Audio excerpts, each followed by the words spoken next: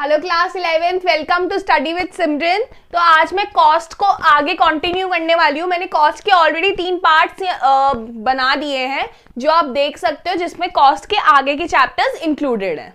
तो चलो let's start with the marginal cost. तो हमने लास्ट पार्ट जब करा था तब हमने उसमें एवरेज कॉस्ट के बारे में बात की थी। अब I am into the marginal cost कि मार्जिनल कॉस्ट क्या होता है। मार्जिनल कॉस्ट होता है वो डिफरेंस जो एक क्वांटिटी एक्स्ट्रा को प्रोड्यूस करने में लग रहा होता है। मैंने यहाँ पे एक डिफाइन भी लिखी है जो बोल रही है it refers to the additional to the total cost when one more unit of output is produced. जिसका मतलब ये है कि टोटल कॉस्ट कितना बढ़ेगा जब हम क्वांटिटी की प्रोडक्शन को बढ़ाएंगे।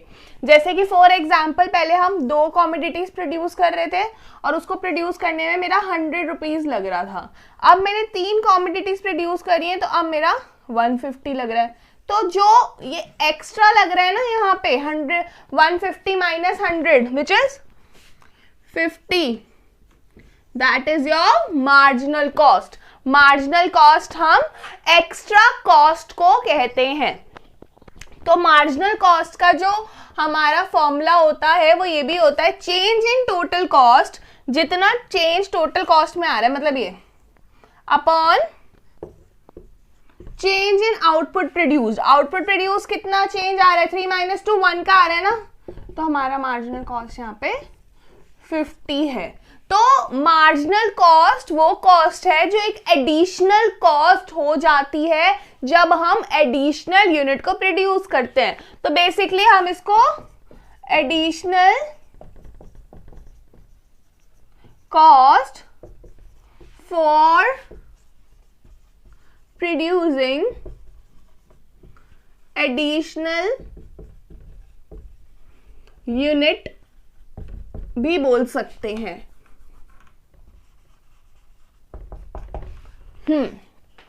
तो आपको एक बात बताती हूँ मैम कि क्या है हमारे पास, आपको पता है कि जब हम कॉस्ट की बात करते हैं तो हमारे पास 2 टाइप की कॉस्ट है, one is variable and the other one is fixed.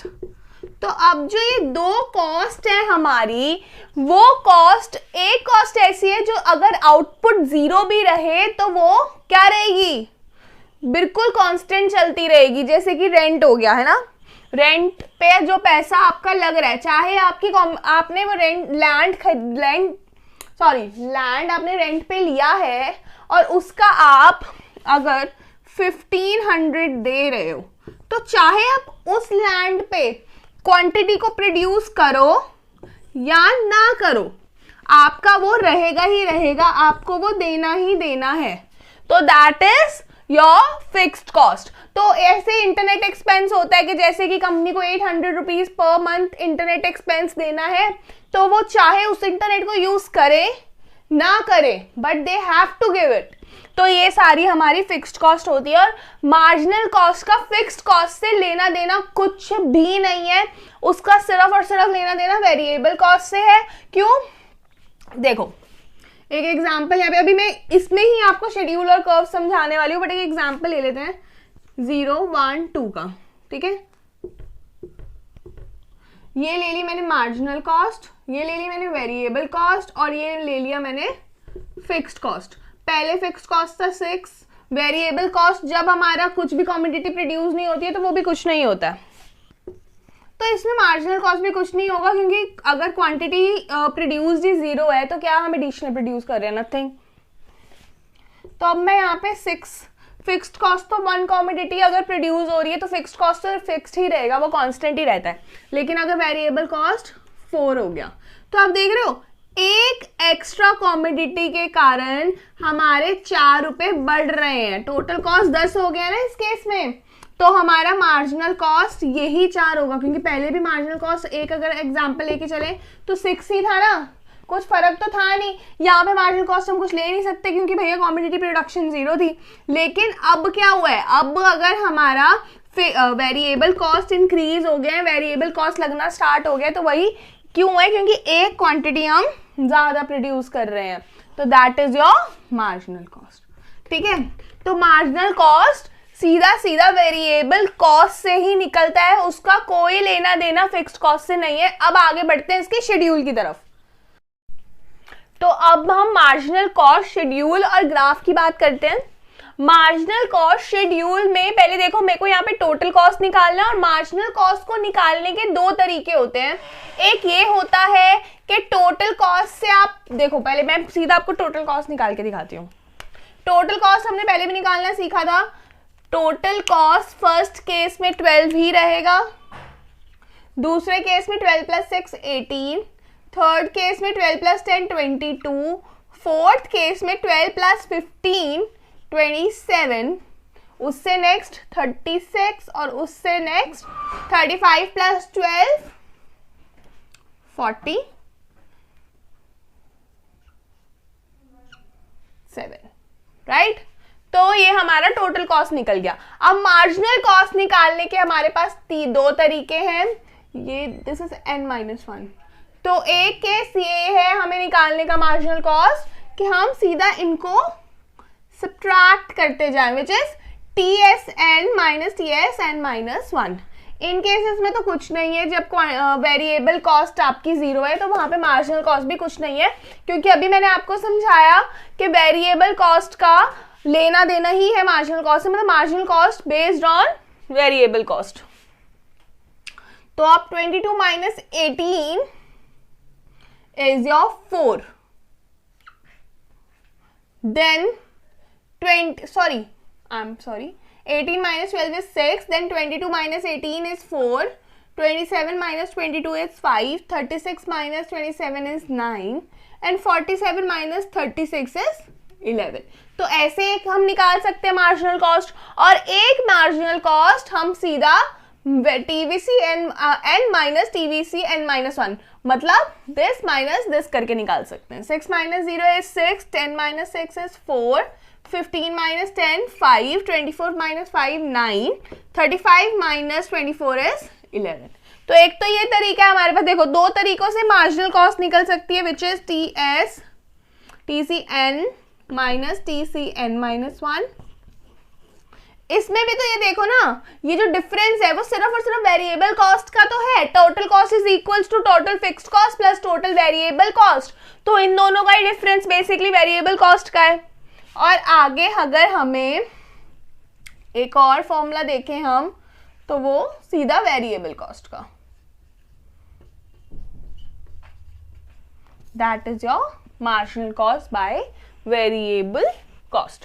अब चलो लेट्स ड्रॉ द डायग्राम और the graph for the same.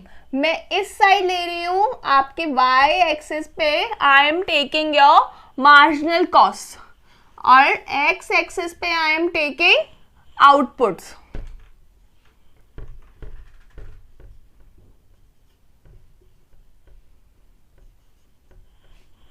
Let's move to the marginal cost. Marginal cost आपकी हाईएस्ट 11 है, तो 12 तक ले लेते हैं 3 के डिफरेंस के साथ।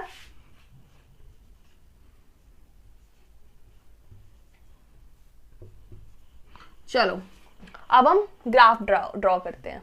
तो मार्जिनल कॉस्ट मैंने इस साइड ली है और आउटपुट प्रोड्यूस मैंने इस साइड लिया है।